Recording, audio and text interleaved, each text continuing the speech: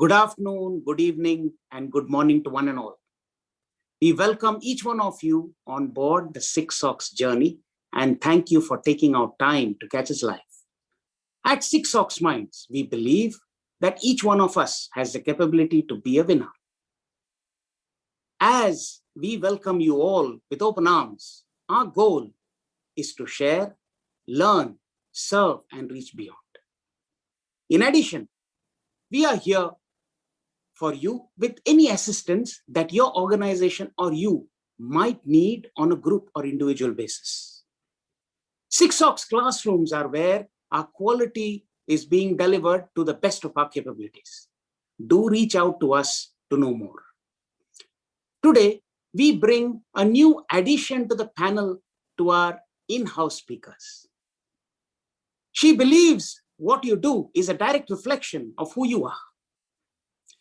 A dedicated and persevering how to consumer wow veteran, having worked in the world of marketing and business development for various industries for over a decade, Deepa Godhwani is a firm believer of the adage, what you do is a direct reflection of who you are.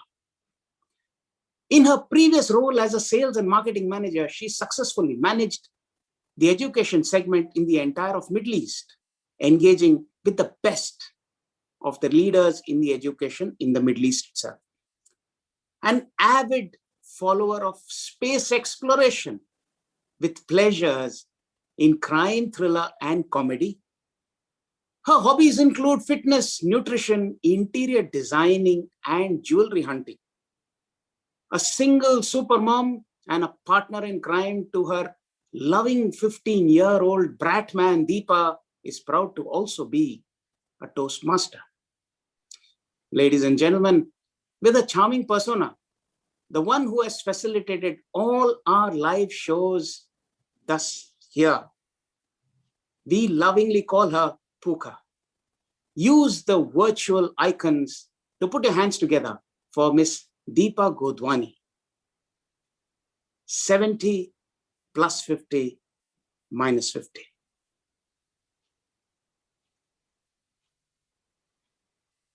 Thank you, Hari, for that lovely introduction. And I'm excited to have exchanged hats and get on the hot seat this time around. Good afternoon, everyone. I thank each of you for being here today. This is a big opportunity for me to have my story heard.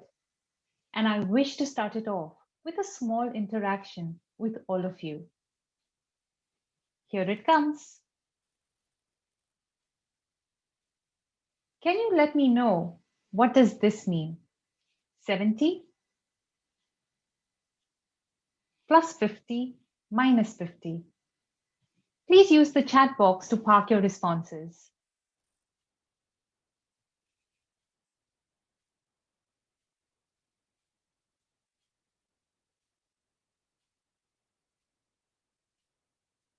I don't think it's a very tough question.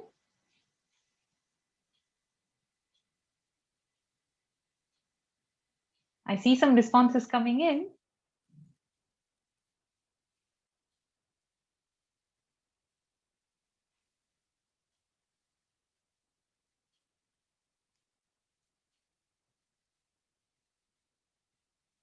Some of them are correct and some of them are creative.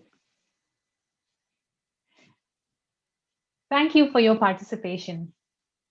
70 plus 50 minus 50 will always be 70. It cannot change. Let me begin at my age, 26. What you see in the picture is Deepa Godhwani, a healthy, happy-go-lucky, and high-spirited woman.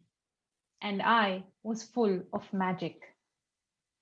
There were three things which I was passionate about, and I started indulging in them. The first one was a product which was introduced by the great gentleman, Colonel Sanders. My favorite three-letter word, KFC, Kentucky Fried Chicken. Oh goodness, Just the aroma of KFC would drive me crazy, and I used to salivate. I would want to have a dinner box with 3 to 4 pieces of chicken right then and there. Every time was a good time for KFC. Not just that, I never wanted to end my indulgence in KFC without a small bite of Kit Kat.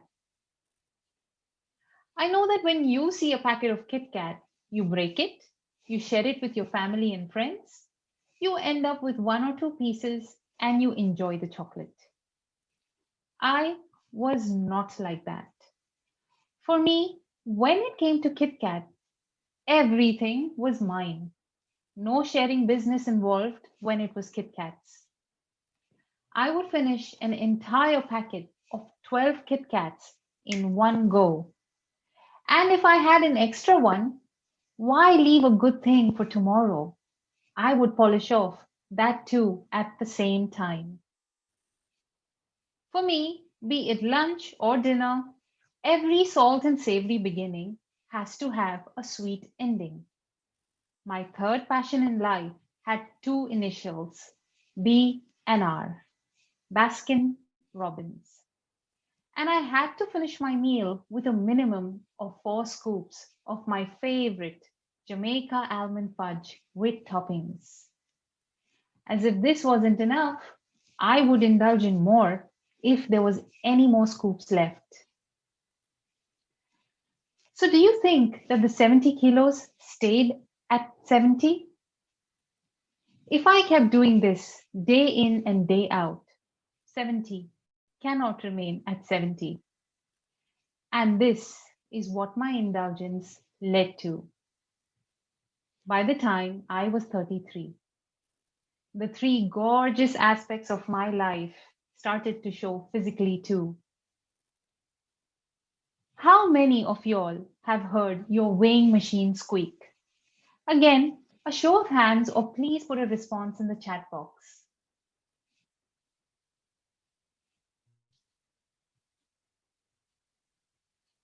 Perhaps I'm the only one who heard it squeak. I would always stand alone in a room on a weighing machine and often used to hear a squeaking noise. Much later did I realize that it was my weighing machine screaming in pain because I was inching towards 120. Exercise or even taking a walk was an absolute no for me. Sometimes some of the feedback that I would get is people used to say, "Get in shape, Deepa." And I would proudly say that round is also a shape. I wasn't bothered by their comments because for me, round was also a shape. I used to work for an automotive research company. What do you think is the most important part in a car? Please feel free to use the chat box.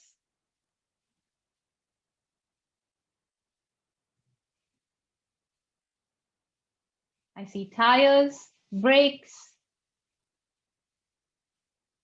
Anything else? Fuel tank, engine, steering.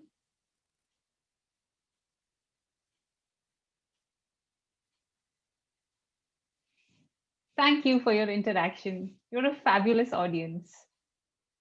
For me, it was the suspension because car companies used to hire me as a model to test their car suspensions because I was round. I hope people from the UAE remember the earthquake tremors that we felt in the year 2013. It was not because of me. I knew that the people in my building would think that there is an earthquake. And that is why I started using the elevator and not the stairs. A few years ago, I went on a holiday to the United States. And I combined this holiday with a cousin sister's wedding. I had my pictures taken after a long time. And when I saw a few of those pictures, oh my God, Who's that? That's not me. That cannot be me. I wanted to get hold of that photographer and bash him up. I wanted to take him to task for creating all those hideous angles where I looked not what I wanted to appear as. The next incident is where a big transition took place in my life. A few days later, we went to a theme park, and among all the rides, I remember this one ride vividly. It was a ride where four people got onto a raft. The raft would then be drifted into a whirlpool. No sooner were we in the whirlpool, you would feel like you're in the eye of a tornado because the raft would swirl, swerve, and sway vigorously. And then the raft would meekly float to the opposite shore, leaving the people in the raft swerving, swirling, and swaying in their heads. A feeling I wanted to experience. The only requirement was that people who boarded the raft would have to be of similar vital statistics so that the raft is balanced. I stood eagerly in line, waiting for my turn to experience something that I had been waiting for a long time and which I had seen in the movies.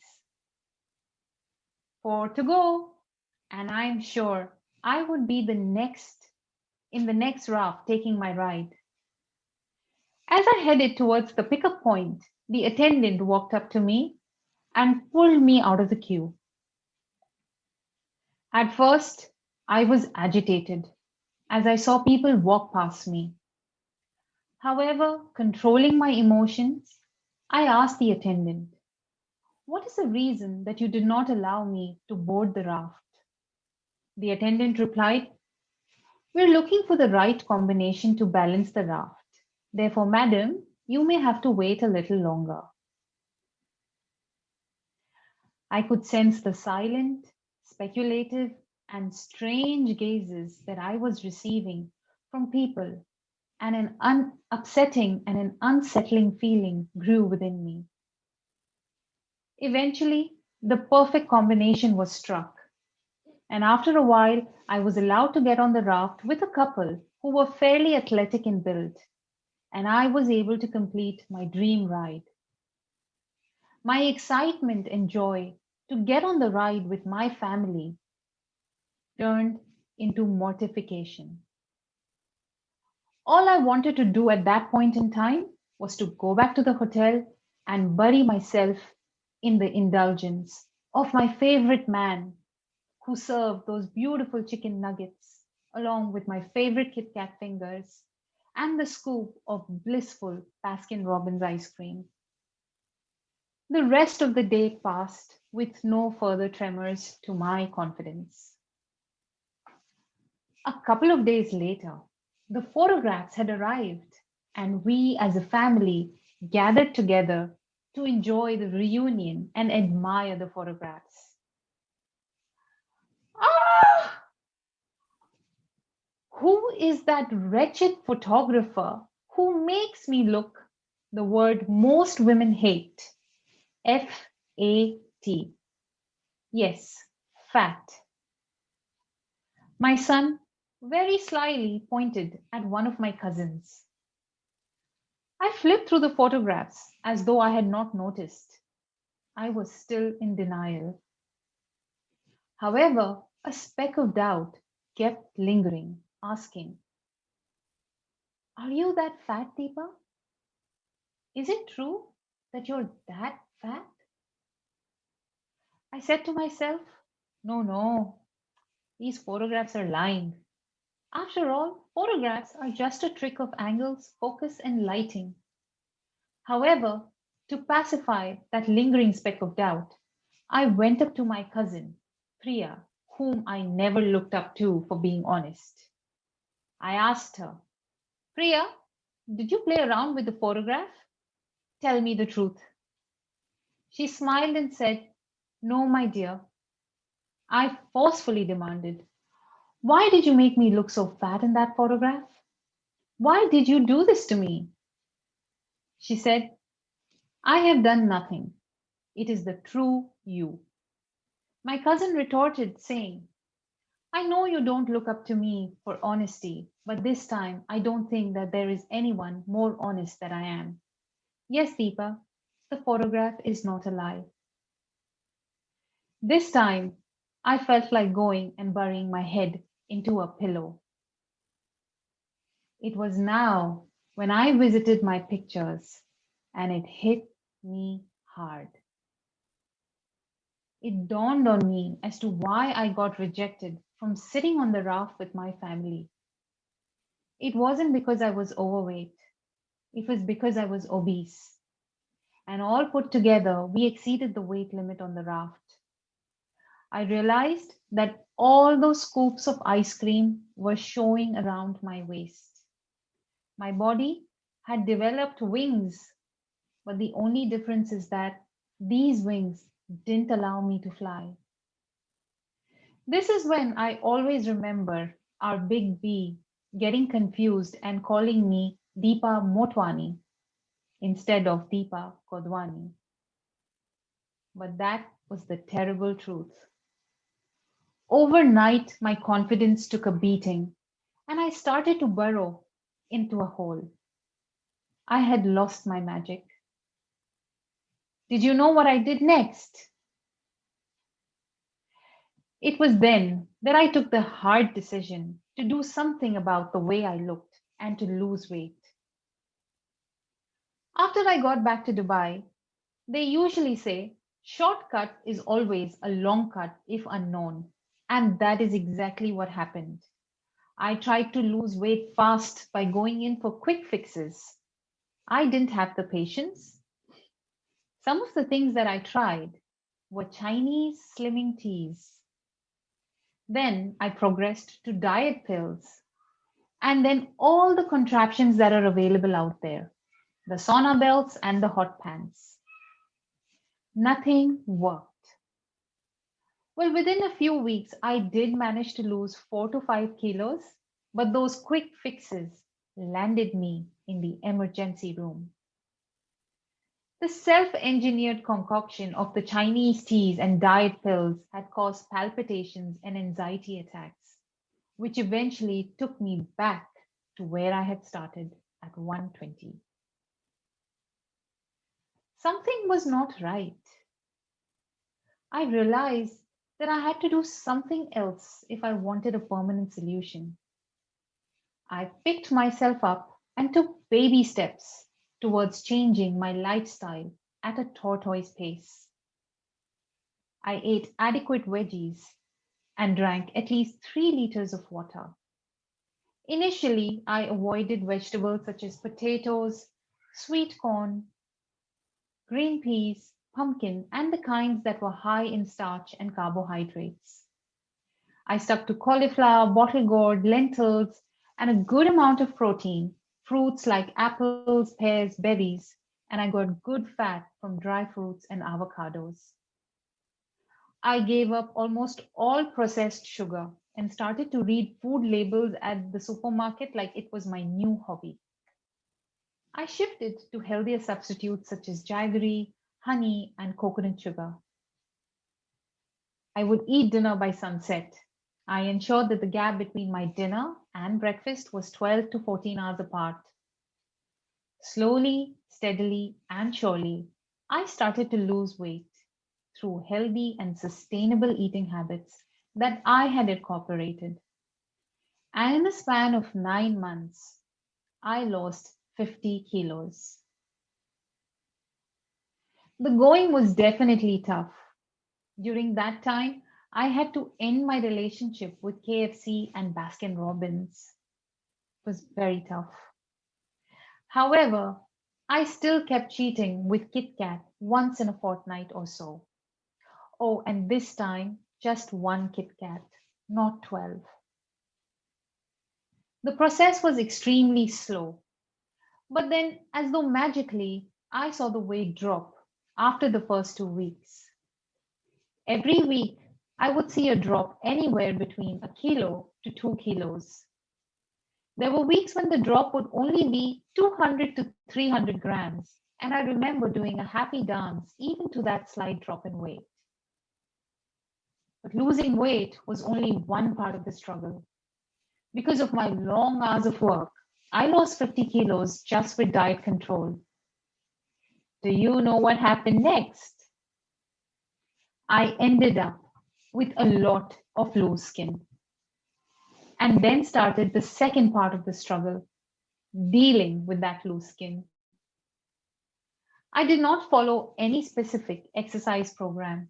I kick-started my exercise journey with movement that was enjoyable. Initially, I used to go for evening walks.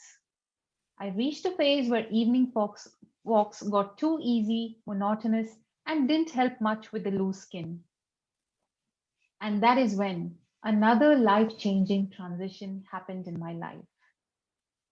I saw the insides of a gym for the first time. At first, I joined a group spinning class.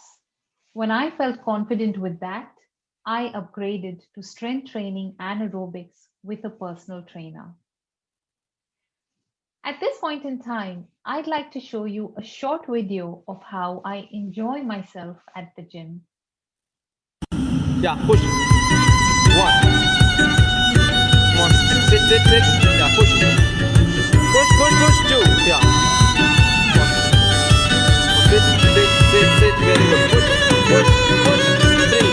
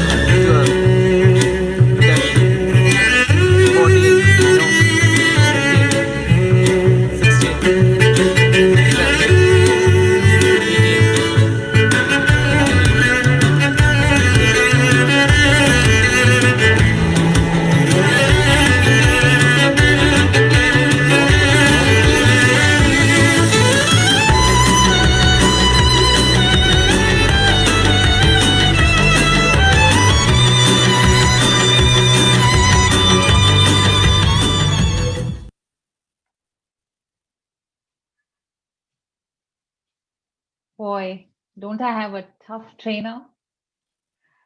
The exercises that you saw me doing are of various forms. They include CrossFit, functional training, and weight training. The goal for me was to keep improving in strength and fitness levels whilst toning my body. During the lockdown, I either followed online fitness videos that involved body weight exercises or took to climbing 5 floors of my building 6 to 7 times in one go. I made sure that my body got some form of movement for 45 to 50 minutes. This is when I stumbled upon the 7 secrets of success. I focused on 7 different parts of my body: my limbs, the blood count, the gut, the eyes and skin, the lungs, the heart and mind. Today, I get complimented for my good shape, if not great, and I am compared to the streamlining of some of the cute compact cars when I'm called upon not to test their suspensions anymore, but to model for their launches. This is what I thought I was when I thought that round was also a shape. And this is what I became when I changed my lifestyle to a healthy and sustainable one. There is one confession I shall make. That is today, with no offense to anybody, I have come to believe that round is a shape. However, that's only in geometry. I today prefer the stairs over the elevator because I want people to listen to those footsteps of mine and get motivated, rather feeling that an earthquake is taking place. Through this journey, I lost weight, but I gained friends. I lost weight, but I gained confidence. From being, as Big B says, Deepa Motwani, I came back to being Deepa Godhwani. And now he remembers that I am Deepa Godhwani. Do you think that I've stopped indulging in cheats in my life? After having got here, I must tell you that I do cheat and indulge. Just like a rubber band, I do stretch. Every now and then, I tend to give in to my favorite cheats. I still love the three letters called KFC. I still have my perpetual love for Kit Kats. And I still love my beloved Baskin Robbins. In fact, I've added pastries, milkshakes, and samosas to that list. But I get back on track and keep my emotional eating under check. There are times when I go to the gym after the weekend and I end up sitting with my gym partner and coach, indulging in gossip and the cheap treats that we've consumed over the weekends. Of course, my coach very cleverly gets all this information out of us in a fun session, and he ensures that my cheats are burned off during the course of the week. The gym has become my never ever to my happily forever after. Out of the 7 focus points in my lifestyle, I hope you remember our most eligible bachelor, Hari Aran Iyer's speech on emotional intelligence. Lightning struck and I got enlightened, which is actually showing in red in that picture.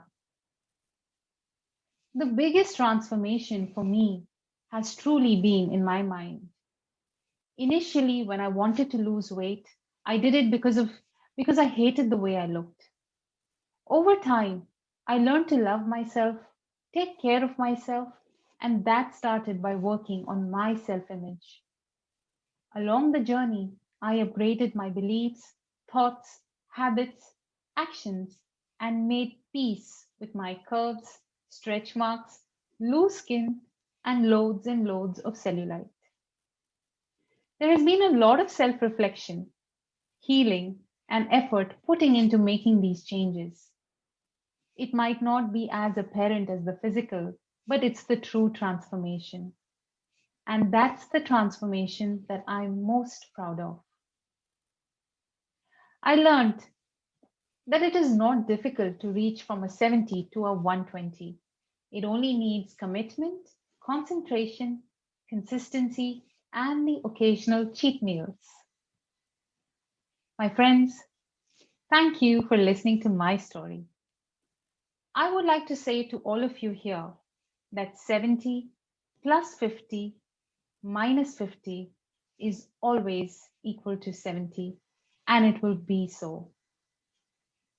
So, my dear friends, what's it going to be for you? Because ultimately, we are the magic. Over to you, Hari.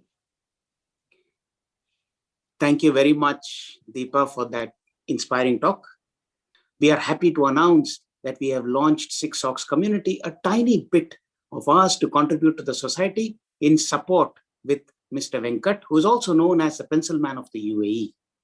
To know more about community initiative, do check out our social media pages of Sampurna Shiksha and SixSox Minds. We thank you all for having attended this session. Always remember, SixSox is here to serve, learn, share, and reach beyond.